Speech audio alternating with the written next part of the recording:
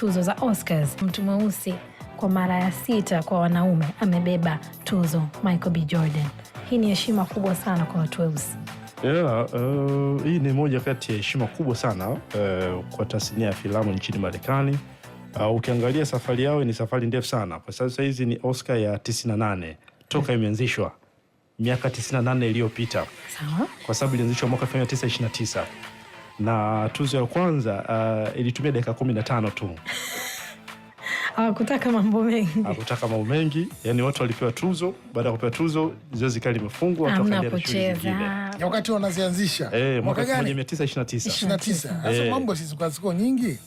Ndio nakwambia baba, unaweza kuona kwamba ni miaka 98 mpaka leo hii tuzo hizi zimekuwa zikifanya vizuri.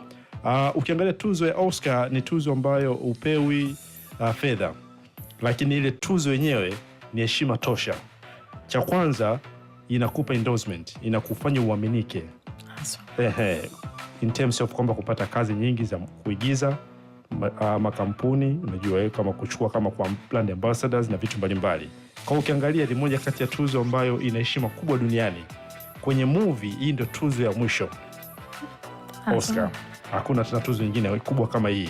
Kuna Golden Globe ndio ni kubwa, lakini Oscar ni watu wengi wanaelia kuweza kuipata. Tunajua Sidney Poitier ndio alikuwa wa kwanza kuipata mwaka 1946, mtu mweusi wa kwanza kuipata. Akaja Jimmy Fox, najua alipata kwenye Ray. Unaona Akaja Forest Whitaker ambaye aliigiza Last King of Scotland. Kama unaikumbuka, aliigiza kama Idi Amin. Last King of course Scotland. Yes.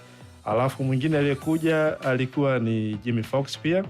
Denzel Washington alipata kwenye Training Day mwaka 2007. Baada hapo akaja akapata King Richard.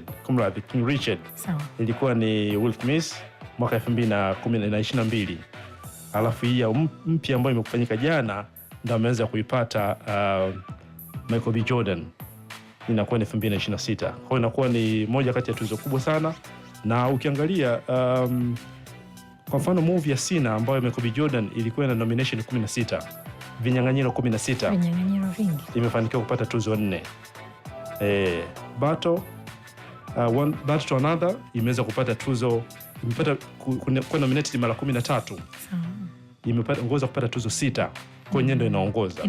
Yes. Kwa hiyo unaweza kuona kwamba kulikuwa kuna ushindani wa hali ya juu kupitia hizi tuzo.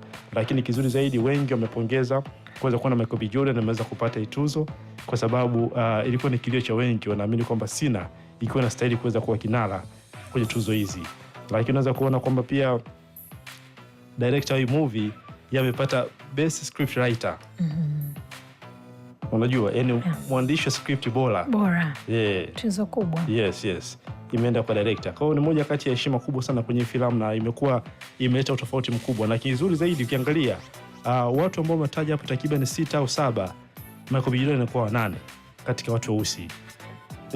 Kwa sababu ukiangalia Rebel pia alipata, ndio mwanamke wa kwanza mweusi kupata tuzo ya Oscar. Kwa hiyo kwa mwanamke mweusi ni mmoja tu, Rebel peke yake. Unajua ukiangalia Timothy ambacho kimemcost, tunajua na movie nyingi nzuri ameigiza kwenye Dune 1 na 2 na zinafanya vizuri sana kwenye soko, na ya 3 inategemea kutoka hivi karibuni. Kilichomwangusha ni kwamba alianza kufanya kampeni mapema sana kujitangazia kwamba watu waweze kumpigia vote, yani kumpigia kura za kutosha kwa sababu ya kuweza kushinda. So ikapelekea ikaanza kuleta ukakasi, unajua ukiangalia kwenye movie ni movie ambayo ameigiza vizuri, lakini wengi wanaamini kwamba akuwasilisha ile story yake au usika wake vizuri, ndio maana Michael B. Jordan ameweza kuchukua. Michael B. Jordan anakutumia nguvu kubwa sana, ila wadau wenyewe walikuwa wanaona kabisa hii movie inastahili kuwa movie bora ya mwaka 2025. Na kama tulivyosema mwanzo kwamba tuzo hizi ni movie za mwaka jana, sio za mwaka huu. Kwa hiyo kifanya movie tuseme kama 2025 mchakato unaanza mwishoni, unakuja kuishia katikati ya mwezi wa pili, alafu mwezi wa 3 ndio tuzo zinafanyika. Kwa hiyo unaweza kuona kwamba ushindani wao ulikuwa mkubwa sana, lakini kilichoweza kumfanya Michael B. Jordan kuchukua mwigizaji bora wa kiume ni kutokana kwamba watu wenyewe, wadau, walikuwa wanaamini kwamba huyu ndo anastahili kuweza kuwa kinara kwenye tuzo hizi kwa sababu ya kile ambacho amekifanya. FM kutoka Tabata, Dar es Salaam, Tanzania.